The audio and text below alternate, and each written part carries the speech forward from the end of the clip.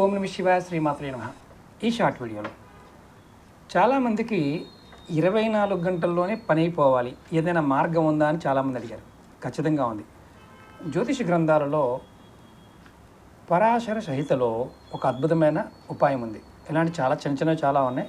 ఇది మీకు ఎలాంటి కోరిక ఉన్నా సరే, అంటే ధనానికి సంబంధించి, పెళ్ళికి సంబంధించి, ఉద్యోగానికి సంబంధించి, ఇక మిగతా ప్రేమకు సంబంధించి, వ్యాపారానికి సంబంధించి ఇలాంటి కోరికలు చాలామంది ఉంటాయి. అవి తీరే మార్గాలు తెలియవు. ఆ మార్గం తెలియడానికి ఈ ఉపాయం.